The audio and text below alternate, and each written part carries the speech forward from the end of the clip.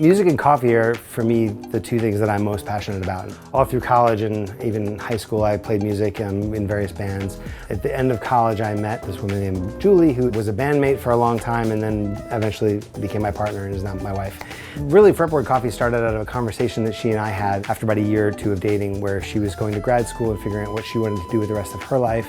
And we thought, well, if she's going to go and be a professor and she'll probably live in a university town somewhere, and we thought, well, in a university town there's always going to be an influx of customers. Wouldn't it be great to have a coffee shop, one that has ethically sourced beans, one that has organically produced coffees, one that doesn't use chemicals or pesticides, one that has a lot of choices. So I thought, well, wouldn't it be fun to have a coffee shop that kind of encapsulates all of my interests in coffee and all of my interests in music and kind of brought them together. And my hope was that that would resonate with folks, and so far it seems to have.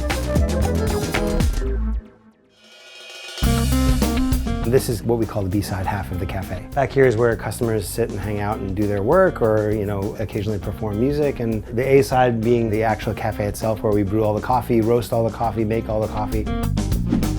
We have a Fretboard Coffee truck that we affectionately call Marilyn. She's got a picture of Marilyn Monroe hanging in there from the previous owner.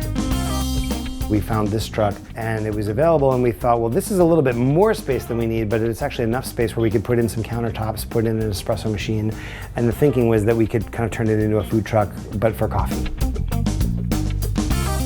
Hey, how are you doing? Doing well, thanks. Good, what can I get for you? Can I get a small French press? Absolutely, I'll have that right out. One of the things that we love about Fretboard is that we do all hand-pressed coffee, so even on the truck when we're driving around, we have kind of worked out the best ratios and want to make the best hand-pressed coffee. So we're going to do some nice ground dark Ethiopia in a French press today, and then we're going to bring it out to the world.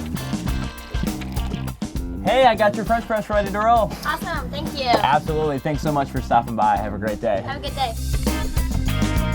With the truck, we're able to drive out all over Colombia to different places that we wouldn't normally be able to have a presence and meet all these new people and kind of bring our love for coffee and our love for music and our love for community.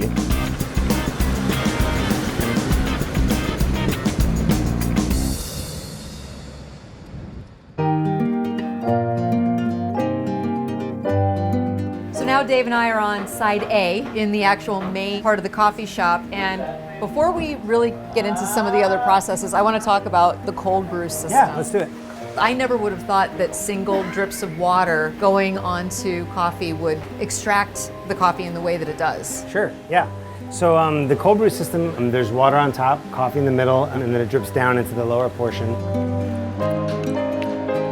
The lower temperature of the water makes a lower acid coffee at the end of the day. The downside is that it takes 12 hours to brew a single batch. That's what can make coffee or tea or anything like that too bitter if you extract it too fully. Sure. And so I personally love cold brew because it's not very acidic, and I feel like you can really taste the coffee, like the character of the beans, very fully in a cold brew. Absolutely, I totally agree. I mean, you really get inside the coffee in a way that is difficult when it's too hot and when it's brewed in different ways.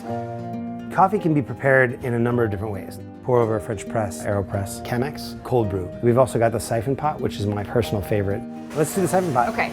So this is the filter, and what happens is you pull this down, and that just keeps tension, so that as the coffee rises up and during the brew process, it doesn't bring the filter with it. This water is very hot because I took it out of our boiler, which is at about 205 anyway. But as that starts to heat up, the air bubble starts to heat up as well, and as it starts to expand, so as the air bubble gets bigger and bigger, there's less and less space for the water, and it ends up here. As I've removed the heat, the air bubble kind of starts to cool off, and then he starts to condense, and then as he starts to get smaller, that actually creates a vacuum that pulls the coffee back down through this filter, and it ends up right back where it started. So it takes a little bit longer than a regular cup of coffee, but not so much longer, and I think that the coffee is so much better.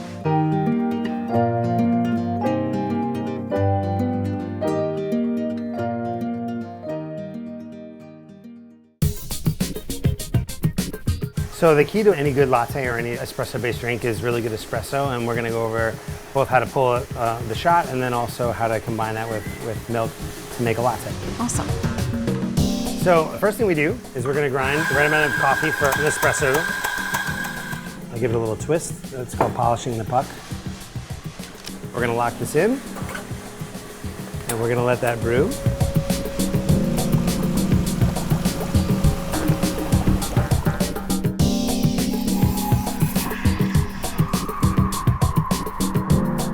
Is that about right? Yeah, that looks great. And give it a swirl. And I'm going to pour round and circle like that. I already messed it up. It's okay, no, you're fine.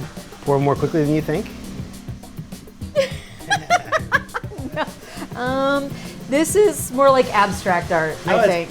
I've made so many abstract lattes, it's not even funny. It's a great first try. Thank you. Good first try. Fantastic. My very first latte art. Nice. That's not terrible. Thank you for teaching me. Sure. Delicious. It might not look perfect, but it tastes good.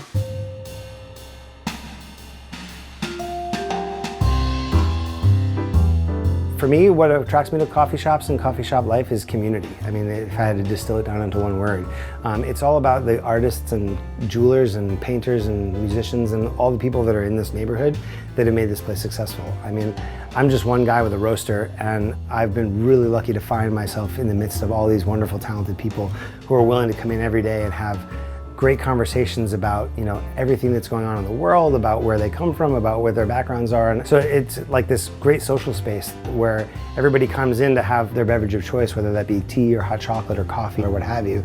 It's all that interaction with everybody, and it's kind of grown beyond just me and what my vision is.